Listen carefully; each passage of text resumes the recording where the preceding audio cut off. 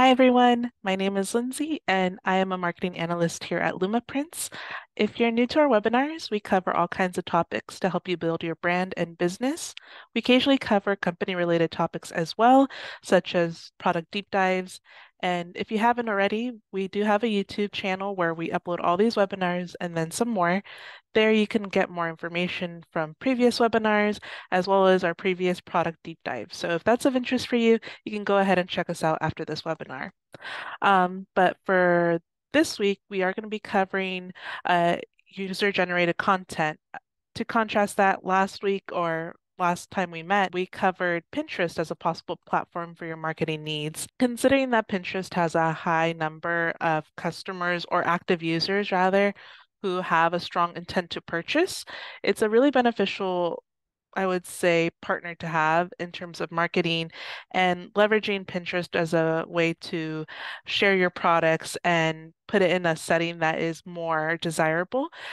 In contrast, where Instagram and other social media websites are there for socializing and community, Pinterest is definitely more orientated towards, I would say, window shopping and curating and getting inspiration for people's home decor ideas, as an example. But if that interests you to consider using Pinterest for your marketing needs, you could go ahead and check that out in our YouTube channel. I did upload that just recently, so you can check it out there and see if Pinterest is something that is viable for you.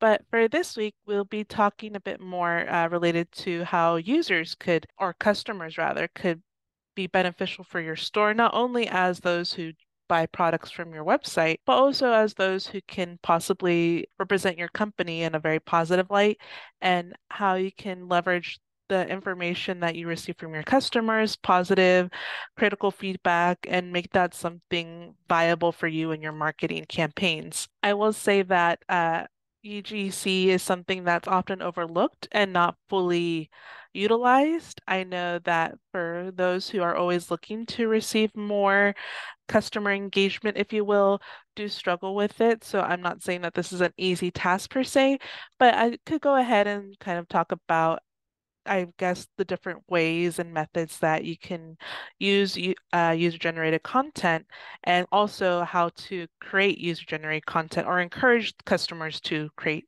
user-generated content. And just so I don't sound too redundant or keep saying it over and over, I am going to shorthand it to UGC. But with that out of the way, let's go right into this topic. For those who are new to the concept, what is UGC? UGC, or user-generated content, is content created by customers and published on social media, other platforms, or even on your website. When a customer talks or posts about your brands or products, they can influence, in turn, those who review that information. I would say that oftentimes customers aren't, making content for the purpose of marketing, but they're using it for the purpose of sharing their stories and sharing their interactions with the products in hopes that others would take interest to what they have to say, and also to let other customers know, like, hey, I really love this product, or, hey, I like this product, but, and so on. So customers, regardless of how you incentivize them, there will always be customers who are willing to share their input. But I know that it's always not the case with all things considered, hence why we're going to be covering some ways you could encourage customers to go ahead and provide that said feedback. But if we're going to talk about benefits as to why you want to create and encourage user-generated content, I will say that a lot of customers who are window shopping or taking products into consideration were more likely to be influenced by other customers who have good things to say, or have in-depth inputs, or share photos or share videos and the like. It is reported that 79% of people say that other people's, customers' contents or reviews or testimonies really impacts their purchasing decision, compared to how customers are responsive to influencers, or maybe the business themselves advertising their products. I will say, in comparison, other customers' testimonies and content overall regarding your products is a bit more influential in that aspect. Oftentimes the biggest driving force for why people listen to other customers is just that authenticity factor. There is no seeming incentive for people to post about their experience other than the fact that they want to share this with other customers. Um, it's definitely something where if you allow your customers to kind of talk and discuss your products, it allows for other customers to know that you are seen as a reliable person or a reliable merchant because you're not afraid of what customers have to say about your product. It also just connects the customer to the business a lot closely in comparison if you were not to have, I would say, outlets or ways for customers to give their input publicly. And of course, you could go into details about how you can make sure that your, I would say, front-facing website has positive and if not interesting testimonies to allow for customers to know, what other customers are saying without, of course, having the other types of reviews and comments that might be pain points for your store, right? So we could talk more about that later, but just note that there is only benefits when it comes to encouraging others to see what you have to offer and customers discussing their products, your products rather, in discussions and in reviews and on social media. And speaking of, we could just talk about the types of UGC or user-generated content. The easiest one I would say to obtain for customers is reviews. By simply allowing reviews to be visible on your product page or on your website, people can voice their adoration for the art, for your products, and with so many websites now allowing for add-ons reviews, if you will, or allowing for you to kind of add on a review part of portion of your website, it's a lot easy to just integrate it into your website. And then, of course, if you run an Etsy, for example, we all know that that's pretty easy to have, as I think all Etsy's come included with the reviews. So that's something that's kind of already checked off. Um, We'll always, of course, go into how you can incentivize people to review, but at the very least, with platforms like Shopify and websites similar to that, there are lots of add-ons that allow you to include and integrate reviews, as where with other websites such as Etsy, they're already integrated. So that's a non-issue for you in terms of integration. Um, if and then regarding testimonials, if you're looking what the differentiation between reviews and testimonials are, reviews I would say are a bit more shorthand, a bit more casual, and oftentimes they could take a positive, neutral, or sometimes critical tone, whereas testimonials are a little bit more in depth. They're a bit more detailed and often seen more professionally with more professional prose, as well as just all overall being more in depth and all encapsulating. So testimonials are going to be very different from how reviews are perceived, and both of which should be highlighted on your website nonetheless. They would probably be in just two different sections, whereas reviews would probably be on the product page, and testimonials can be perhaps a small, I would say, banner or a little area underneath your home page's first scroll, if you will. Um, I also think with the benefit of being an artist and selling art, and if you've sold art traditionally, testimonials can transcend not just customers, but could also go into people who have been affected by your works or people who know more about your art than just, you yourself. So I would say if you have professors or studio owners or previous clients that have good things to say about you, don't be afraid to kind of leverage that for your website when you're selling your artwork. Because people who are often looking for art in their home, they're trying to understand more about the person. So, as much as you can have a wonderfully detailed About Me page, it's always good to also include those testimonials of others, especially, not especially, but just as much as importantly as your customers. Some people might enjoy or appreciate seeing what previous clients have to say about your art or previous mentors or studio owners. Um, Again, if you come from the more traditional mode of selling art online or offline rather, those kinds of opinions you might already have from other people in the industry. So it's always great to have those as well. The next one, of course, is another easy one, or rather, it's something that you often see on websites and on social media, which is people talking about your products on social media and also tagging your products. For Luma prints, for example, people often tag when they print with us, which is always great to see, and we always appreciate that. And that's just something that happens passively. As for you selling art on your website and then having a social media presence, it does help to have customers highlight your products or services that they used. An example that might be relevant for you guys is, someone may post a picture of the art that they just bought from your store and then shows it hanging on their walls in their homes because they're, one, very excited to show the artwork that they just bought. It might be something of interest to them. Maybe it's a particular niche type of art, or they're just really happy to finally finish the missing piece of their house with a beautiful piece of art. Um, so that's one way that you could that customers make content for you. As for tags, user tags are very common. Um, these could either be relative to your company's name, or they can be tags that you create as a result of a marketing campaign. But these types of items always help with the visibility and the credibility of your store, as these are endorsements from real customers. And then, of course, lastly, one of the more potent, I will say, forms of user-generated content is photos and videos. And these are just really strong social proofs, and especially when paired with positive reviews. Not only do people see your products with the customers, but they could also feel inspired and inclined to buy it after seeing other customers and seeing how they're formatting it within their home or displaying it in a specific part of the house. There are multiple ways that people could review a video or a picture and be like, huh, now I'm a lot more inclined to want to buy it because the way this person displays it puts it in a new light for me. Maybe a different light that they wouldn't have seen if they just visited your website.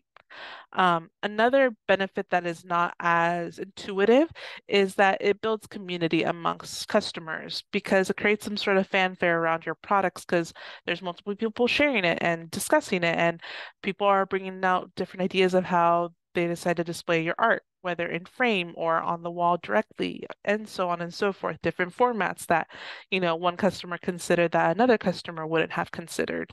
So there is a lot of room for receive how you could benefit from this type of content from your customers. And then, of course, we could go into how you can encourage this type of content, especially if you're excited by these concepts. Like, yeah, of course, I want my customers to talk about my products and about my artwork. That'd be great. Here are some ideas to incentivize your customers to want to do so and create content surrounding your products. The first one would be loyalty points or rewards. If you already have a loyalty program in place on your website, which I highly recommend, we kind of did a webinar on the loyalty programs a couple of months back, but if you haven't incorporated one already, just a quick TLDR, it's a great benefit to have on your website. Um, it allows for people to repurchase time and time again, as opposed to just having them as one-time customers. But with loyalty points and rewards, if you already have that in place, consider adding a point earning criteria to include posting photos or writing reviews, negative or positive. That way, customers can feel at ease knowing that they could write a review without any sort of like, oh, if I don't write a good review, I'm not going to get these points. It's regardless of the review, they could post themselves. Um, and then that's one way. The second way, of course, is offering discounts or special deals to customers who post about your products or tag your business. An example would be giving 15% off on the next purchase when they leave a review for your product. More discounts can be added if they add more in-depth reviews, such as incorporating a photo or a video of the product in their home. That's something that is very, that they're going out of their way to do if they're going to do so. So by really rewarding them for their efforts, discounts are greatly appreciated. Um, Another way you can incentivize people is to feature the customer's content. So give customers the opportunity to be featured on your social media page, website, or any other marketing materials such as newsletters. Some customers would really enjoy being appreciated and highlighted by the brands or the businesses they thoroughly enjoy. As a quick side note, which we'll kind of cover a bit more, is just always be sure to always ask for permission when doing this. Just make sure that your customers are aware that their feedback and their reviews and their content is going to be used for your website. So as long as they're aware and they're okay with that, then that should be permission enough. In writing is always appreciated, but we could talk more about that. Um, and then the last, or one of the other ways you could encourage people to create content for you is early access to products. So just creating more incentives and rewards for people who are already creating user-generated content. One way is to allow them to have early access to new products or limited releases, as well as special promotions. People always enjoy the feeling of being part of an in club, something that makes them feel like they're exclusive to something. Uh, we could always talk about the psychology behind the sense of exclusivity, but here you can definitely leverage it and reward those who are creating content for you, while they're not being, doing it for you directly. They're getting a benefit as a result of posting content about your website. So, early access to new products is always something that people would enjoy. So if the other three points are something you're like about, this is one way that you could definitely incentivize people to go ahead and make content for you. Another one is, creating incentives for customers via the rewards. Um, Shareable moments and experiences such as hashtags and challenges can make people really excited for their purchase. A good example is when Coca-Cola started using names and pet names for their bottles to encourage people to post and share their beverage. This was something that, is unique to Coca-Cola or consumables, but nonetheless, it kind of highlights how you could even make people post pictures about their soda. So if people could be incentivized to take pictures of their sodas, I'm pretty sure that people could be more than, welcome to start posting about the art in their home or the art that they purchased from you. Um, but if you're struggling with getting that going, some considerations would be adding in a color in version of your art on your store to encourage people to, share what they colored in or their kind of DIY-ness of your product. That's something, if your art lends itself to that style, that's one great method. Another one is to have a challenge such as who has the best photo of the week. And it would include your product, of course, but that would just highlight the person taking a photo and giving a review of your product. Even just sharing the photo in itself is good enough to give some, leverage to your credibility and your authenticity when interacting with customers. So those are a couple examples. I've seen many more, but these are just some that I've seen from artists that have find one way to kind of market themselves through user-generated content. And then as for integrating, user-generated content on your store, um, I would say that, and with social media, I say that you could start with putting it in posts and stories and reels. Again, as always, do be sure to ask for permission before doing this. But once you have a customer's permission, feel free to display these, highlights of your customers' interactions with your store because otherwise, sometimes they might not be showcased as strongly to your customers if you're not kind of putting it there in their face, such as social media.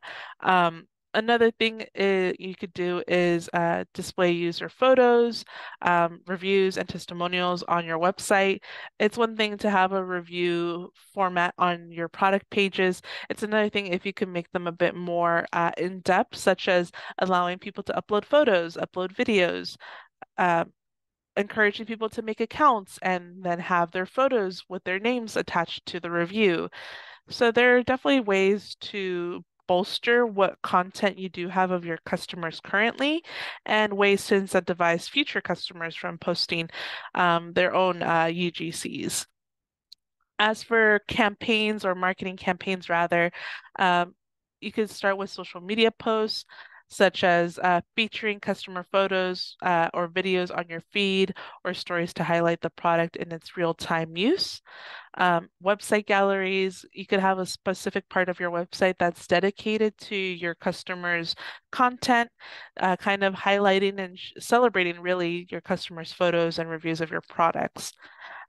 Email marketing or newsletters highlight how customers are enjoying your product, and it just adds further credibility and trust. People tend to click on uh, newsletters a bit more if there is highlights of other customers' testimonials, so keep that in mind. If you are doing paid ads, definitely feel free to use user-generated content for ads.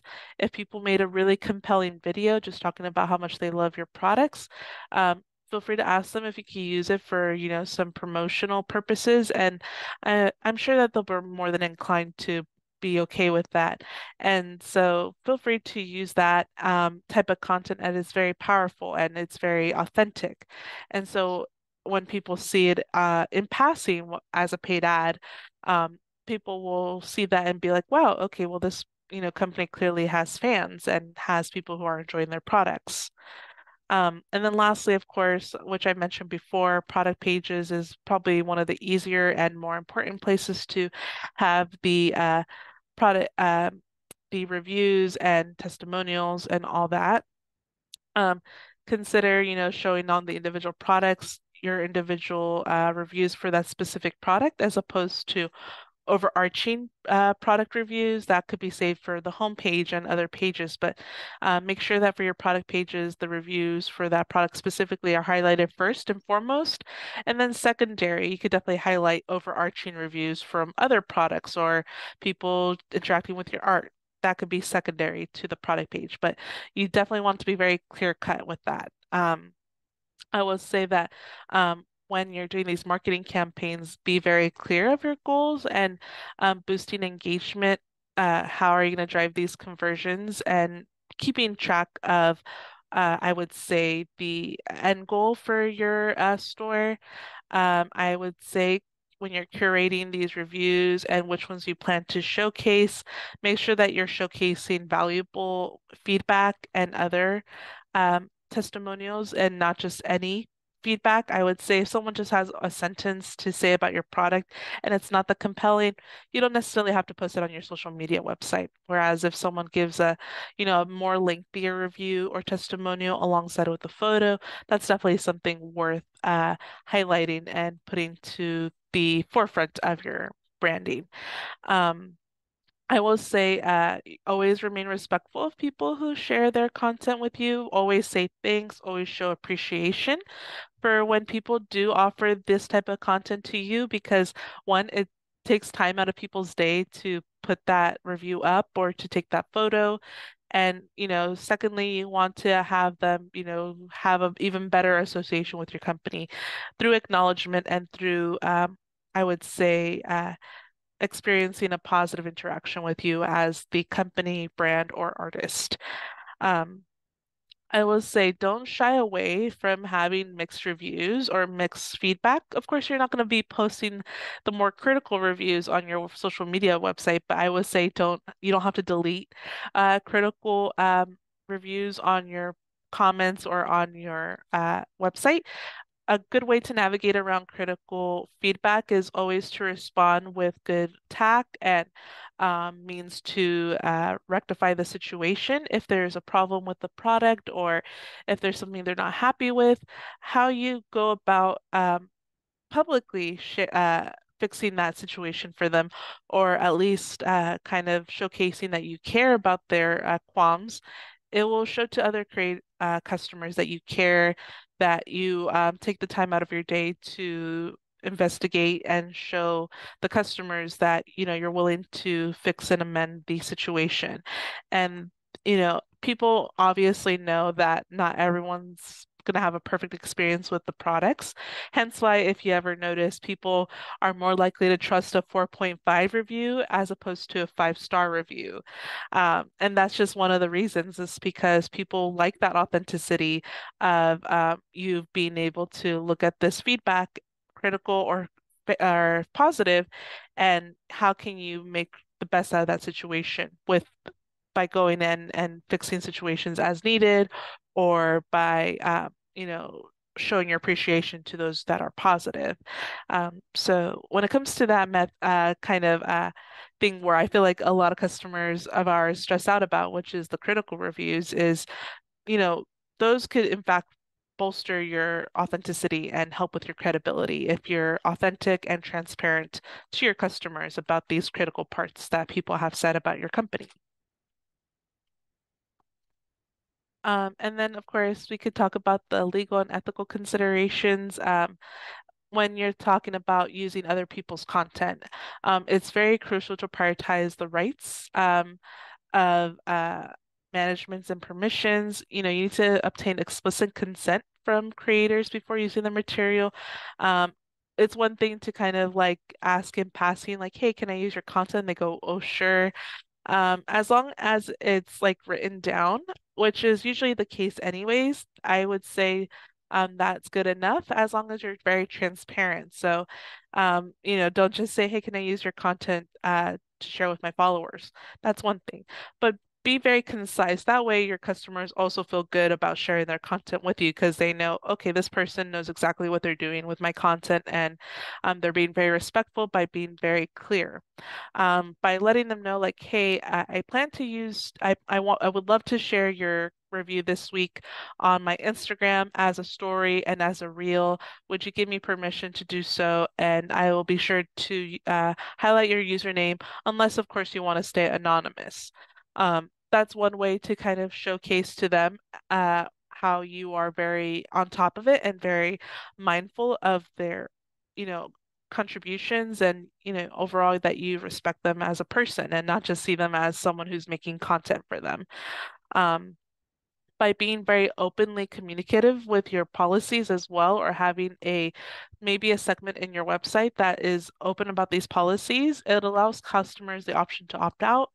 And you could foster trust and have positive relationships with your current audience and display to your future audience or new audience members that you're someone to be trusted.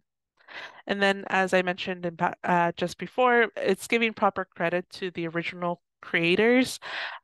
It's very important to practice not only by respecting their contributions, but also demonstrating to your audience that you value their work. Always credit either as a tag to the creator, adding them for photo credits, and making sure that they receive the recognition that they do thoroughly deserve. Properly crediting creators not only kind of helps with any legal situations, but also fosters a goodwill, and it enhances the engagement that you receive already, by creating a positive cycle of appreciation and interaction, and so on and so forth. Uh, there's no bad downside to giving proper credit. And as one would say, if you yourself would like people to credit when they have, displayed your art, so the same could be said for you when you display their positive testimonials. And then that's about it for us today. If you enjoyed all that we said here, feel free to head and check out our YouTube. Let us know. Of course, if you have any questions, I'm open to answering them right now. This is kind of an open Q&A session, if you will, should you have any questions regarding this or regarding our company generally. So let me know if you have questions. Otherwise, we can end it at a certain point. Um, we always post these on YouTube, as I mentioned before, and we have our previous webinars there. So in case you missed anything from this webinar or previous webinars, you could definitely go check us out there on YouTube, where we post all of them full length. So hopefully those are of help to you guys. And yeah, feel free to ask questions if you need to. You're more than welcome to also sound off in the voice. Otherwise, you could definitely let us know here in the text, in the chat rather. Okay, seems like there are no questions, which is great. If you guys have any lingering questions, I will leave the chat open for a little bit longer. If you miss anything, check us out on YouTube. I will keep the chat open for any people with last minute questions. Otherwise, I'll see you guys next time. Bye bye.